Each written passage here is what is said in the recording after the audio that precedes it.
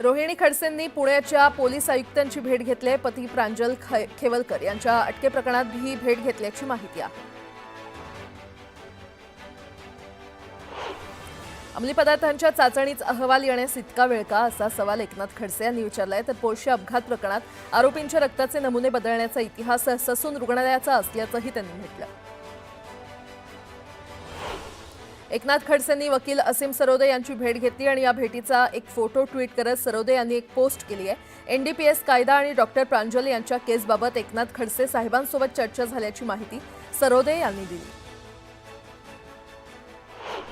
निवडणुकीच्या तोंडावर सर्व वाद बाजूला ठेवा. पक्षीय भांडणामुळेच अनेक पक्ष खड्ड्यात गेल्याचं फडणवीसांनी म्हटलंय. तर पक्षाला खड्ड्यात घालाल तर पक्ष तुम्हाला खड्ड्यात घालेल असं म्हणत मुख्यमंत्र्यांनी कार्यकर्त्यांचे कान टोचलेत.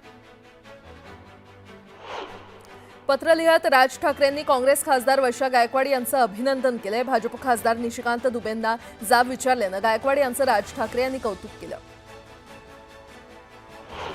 धाराशिवमध्ये शिवसेनेच्या बैठकीआधीच राडा झालाय. तानाजी सावंत यांचा बॅनरवर फोटो नसल्यानं समर्थकांनी जोरदार विरोध करत राडा केला. दरम्यान शिवसैनिकांनी जोरदार घोषणाबाजी केली. धाराशिवमध्ये शिवसेनेमध्ये कुठलाही वाद नसल्याचं स्पष्टीकरण राजन साळवी यांनी दिलंय. तानाजी सावंत हे पक्षाचे आहेत, त्यांचा फोटो लावला होता आणि उद्याही राहणार असल्याचं ते म्हटले. चंद्रभागा नदीला पूर सदृश्य परिस्थिती असताना आपत्ती व्यवस्थापन टीम गैरहजर असल्याचं समोर आलंय. याची पालकमंत्री जयकुमार गोरे यांनी दखल घेतली आहे. न्यूज 18 लोकमतच्या बातमीनंतर पालकमंत्र्यांनी दखल घेतली.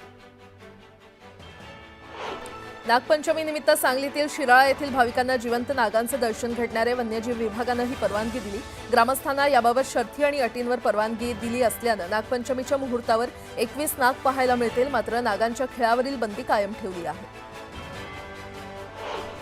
सोमवारी सकाळपासून सर्वत्र पावसाचा जोर ओसरला. दरम्यान राज्यात पुढील 3 ते 4 दिवस पावसाचा जोर कमी राहणार असल्याचा अंदाज हवामान खात्यानं व्यक्त केलेला आहे. या कालावधीत कोकण विदर्भात पावसाची अधूनमधून शक्यता आहे. मात्र मध्य महाराष्ट्र आणि मराठवाड्यात पावसाचं प्रमाण कमी राहील.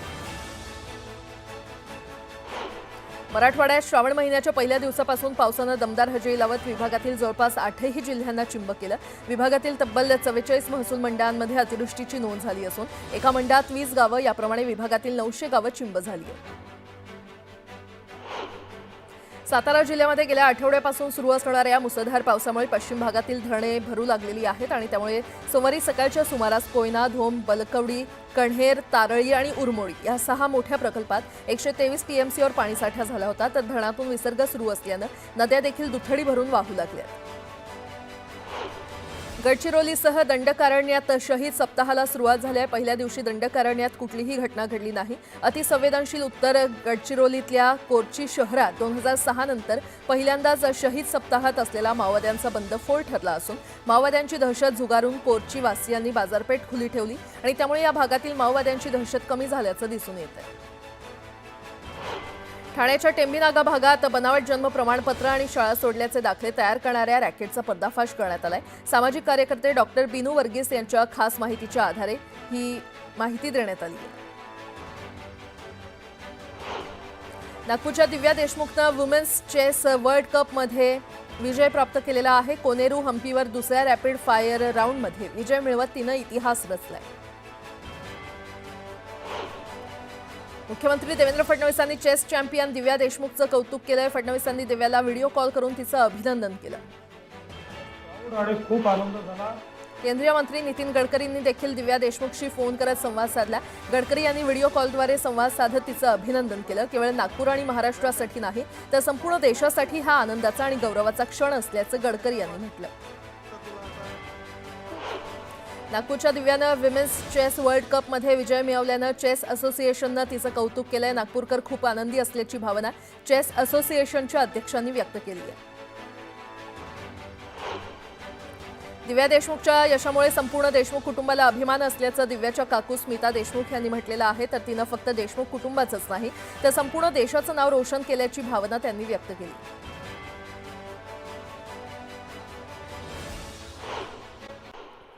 परभणीमध्ये काँग्रेसनं सरकारमधील मंत्री आणि सरकारच्या धोरणाविरोधात आंदोलन केलं. यावेळी वादग्रस्त मंत्र्यांविरोधात काँग्रेस कार्यकर्त्यांनी जोरदार घोषणाबाजी केली.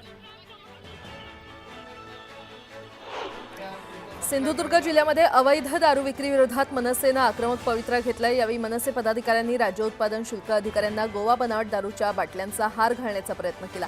दरम्यान तातडीनं अवैध दारू विक्रीवर कारवाई करण्याची मागणी मनसे पदाधिकाऱ्यांनी केली। फडणवीसांच्या वाढदिवसानिमित्त चंद्रपूरमध्ये देवाभाऊ जनकल्याण सप्ताहाचं आयोजन करण्यात आलंय। यानिमित्त अमृता फडणवीसांनी शिवलिंगाचं पूजन केलं। दरम्यान आमदार किशोर जोरगेवार यांच्या घरी अमृता फडणवीसांचं जोरदार स्वागत करण्यात आलं। गरजू विद्यार्थ्यांना सायकल वाटप देखील यावेळी करण्यात आलं।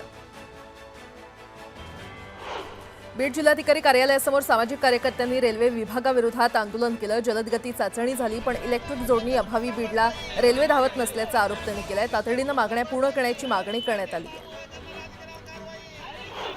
बुलढाण्याच्या जळगाव जामोदमध्ये शेतकऱ्यांनी संपूर्ण कर्जमाफीसाठी तहसीलदारांना घेराव घातला। तातडीनं कर्जमाफी देण्याची मागणी शेतकऱ्यांनी केली। मागण्या पूर्ण न केल्यास तीव्र आंदोलन करण्याचा इशारा शेतकऱ्यांनी दिला। बुलढाण्याच्या जळगाव जामोद येथील भाजप कार्यकर्ते पंकज देशमुख आत्महत्या प्रकरणाची पुन्हा तपासणी करण्यात येणार आहे। परिस्थितीजन्य पुरावे आणि पोस्टमॉर्टम रिपोर्टवर मृतकाच्या पत्नीनं आक्षेप घेतलाय। दरम्यान पुनर्चौकशी करून अंतिम अहवाल सादर करणार असल्याचं अप्पर पोलीस अधीक्षकांनी म्हटलंय। परभणी जिल्ह्यामध्ये प्रहार जनशक्ती पक्षाच्या कार्यकर्त्यांनी आंदोलन केलं। यावेळी निवेदन घेण्यासाठी अधिकारी नसल्यानं कार्यकर्त्यांनी जिल्हाधिकारी कार्यालयाच्या गेटसमोर धान्य फेकलं। दरम्यान शेतकऱ्यांच्या मागण्या तातडीनं पूर्ण करण्याची मागणी करण्यात आली आहे। बोरघाटमधील शिंगरोबा मंदिराजवळ कोसळलेली दरड काढण्याच्या कामाला सुरुवात झाली आहे। यात पुजाऱ्यांचे राहते घर हे जमीनदोस्त झालं होतं। IRBची टीम घटनास्थळावर दाखल झाली असून युद्धपातळीवर काम सुरू करण्यात आलेलं आहे।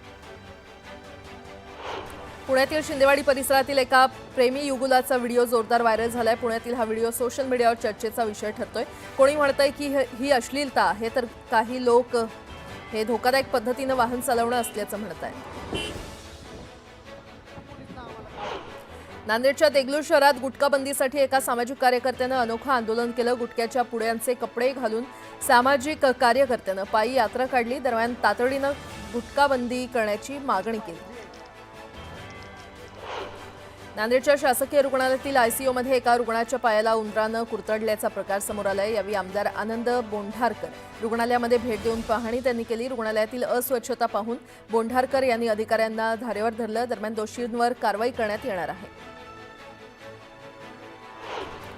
गोंदियामध्ये पोलिसांनी अवैधरित्या शस्त्र बाळगणाऱ्यांवर कारवाई केलेली आहे। कारवाईमध्ये पोलिसांनी एका तरुणाला अटक केली आहे। त्याच्याकडून 2 गावठी पिस्तल आणि 10 जिवंत काडतुसं जप्त केली आहे। पहलगाममध्ये दहशतवादी घुसले कसे याचं उत्तर संरक्षण मंत्र्यांनी दिलं नसल्याचं काँग्रेस खासदार गौरव गोगोई यांनी म्हटलेलं आहे। तर पहलगाममध्ये सुरक्षा देण्यास सरकार अपयशी असल्याचं म्हणत त्यांनी हल्लाबोल केला।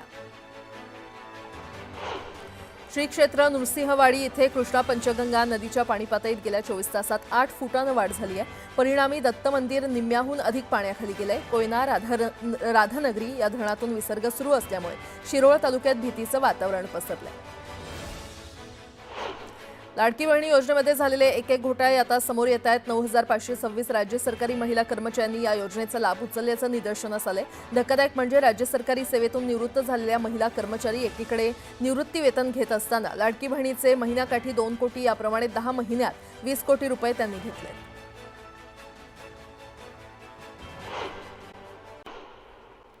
छत्रपती संभाजीनगर जिल्ह्यामध्ये मुसळधार पावसानं हजेरी लावली आणि यामुळे पैठणच्या जायकवाडी धरणातील पाणीसाठ्यात वाढ झाली आहे। जायकवाडी धरणातील पाणीसाठा 85% झाल्यानं पिण्याच्या पाण्याचा प्रश्न मिटलाय। कन्नड तालुक्यामध्ये जोरदार पावसानं हजेरी लावली। यामुळे माटेगाव परिसरातील शेतात मोठ्या प्रमाणात पाणी शिरलंय। यामुळे पिकाचं नुकसान झाल्यानं शेतकरी चिंतेत सापडलाय। नुकसान भरपाईची मागणी शेतकऱ्यांनी केली आहे। बारामतीच्या खंडोबानगरमध्ये एकाच कुटुंबातील 2 लहान मुलं आणि त्यांच्या वडिलांना डंपरनं चिरडलं। या तिघांचाही मृत्यू झालाय। या प्रकरणी पोलिसांनी कारवाई करत 14 टिप्पर वाहनं जप्त केलेली आहेत। लोणावळ्यामध्ये बस खाली चिरडून एका दुचाकीस्वाराचा मृत्यू झालाय। अपघाताची संपूर्ण घटना CCTVत कैद झाली आहे। अपघात प्रकरणात पोलीस ठाण्यात गुन्हा नोंदवण्यात आलाय। भंडाऱ्याच्या बोरीबावणी फाट्यावर भरधाव ट्रकनं शालेय विद्यार्थिनीला चिरडलं। अपघातात विद्यार्थिनीचा मृत्यू झालाय। दरम्यान पोलिसांनी ट्रक चालकाला ताब्यात घेतलं। नांदेडच्या मुखेड गट विकास अधिकाऱ्यांच्या दालनात एकानं अंगावर ज्वलनशील पदार्थ टाकून आत्महत्येचा प्रयत्न केला। घरकुल योजनेचा शेवटचा हप्ता न मिळाल्याच्या नैराश्यातून शेतकऱ्यानं हे पाऊल उचललं। नागरिकांनी वेळीच हस्तक्षेप केल्यानं अनर्थ टळला। सरपंच बापू आंधळेची हत्या वाल्मिक कराडच्या सांगण्यावरून झाल्याचा खळबळजनक दावा शिवरजा बांगर यांनी केलेला आहे। तर वाल्मिक कराड प्यादा आहे, त्याच्या पाठीमागे धनंजय मुंडेंची ताकद असल्याचा दावाही त्यांनी केलाय। राज्य सरकार मराठी तरुणांना रोजगाराच्या संधी उपलब्ध करून देण्यासाठी ॲप आधारित प्रवासी वाहन सेवा सुरू करण्याच्या विचारात आहे। प्रवासी वाहतुकीसाठी ॲप आधारित रिक्षा, टॅक्सी आणि ई-बाईक सेवा आता खासगी कंपन्यांपुरती मर्यादित न राहता परिवहन विभागाच्या सहकार्यानं सुरू करण्यात येणाऱ्या या ॲपला जय महाराष्ट्र, महाराईड, महागो यापैकी एखादं नाव देणं प्रस्तावित आहे। धान्याच्या आधारे आणि ऊसाच्या रसापासून इथेनॉल निर्मिती केल्यास दोघांच्या दरातील किमान फरक 7 रुपयांचा आहे। धान्य साठवणूक करून साखर कारखान्यांनी इथेनॉल निर्मितीच्या क्षेत्रात उतरण्यासाठी अतिरिक्त 20 ते 22 कोटी रुपये खर्च करावे लागणार आहेत। परिणामी धान्यापासून इथेनॉल करण्याच्या निर्णयाचा लाभ होण्याऐवजी अडचणच अधिक असल्याची भावना व्यक्त केली जात असून केंद्र आणि राज्य सरकारकडे या अनुषंगानं निवेदन देण्याच्या हालचाली सुरू आहेत। अमेरिकेचे राष्ट्राध्यक्ष डोनाल्ड ट्रम्प यांनी रशियाला युक्रेनविरुद्ध युद्ध थांबवण्यासाठी शेवटची संधी दिली आहे। युक्रेनवरील हल्ले थांबवण्यासाठी रशियाकडे फक्त 10 ते 12 दिवस आहेत, असा इशारा डोनाल्ड ट्रम्प यांनी दिलाय। शिवाय ते पुतीन यांच्यावर खूप नाराज आहेत आणि त्यांच्याशी बोलू इच्छित नाहीयेत असंही त्यांनी स्पष्ट केलंय। थायलंड आणि कंबोडियामध्ये गेल्या 4 दिवसांपासून सीमा संघर्षावरून युद्ध भडकलं होतं। आता थायलंड आणि कंबोडिया यांनी तात्काळ आणि बिनशर्त युद्धबंदीवर सहमती दर्शवली आहे। थायलंड कंबोडिया संघर्षात मध्यस्थी करण्याची ऑफर मलेशियानं दिल्यानंतर ही युद्धबंदी करण्यात आली आहे। मोठ्या आणि लहान नाल्यांमधून गाळ उपसा केलेल्या कंत्राटदाराच्या कामांचे व्हिडिओ AI तपासतंय आणि त्यामुळे पालिकेला काही कंत्राटदारांची चलाखी लक्षात आली असून व्हिडिओ आणि चित्रांच्या माध्यमातून नाले सफाईतील घोटाळे उघड झालेले आहेत। त्या पार्श्वभूमीवर महापालिकेनं कंत्राटदारांना 15 कोटींचा दंड ठोठावलाय। इयत्ता 11वीची ऑनलाईन प्रवेश प्रक्रिया सुरू असून त्याअंतर्गत तिसरी प्रवेश यादी 28 जुलै रोजी प्रसिद्ध करण्यात आली। यामध्ये नियमित 3ही फेऱ्यात 8,11,700 विद्यार्थ्यांनी प्रवेश निश्चित केलाय।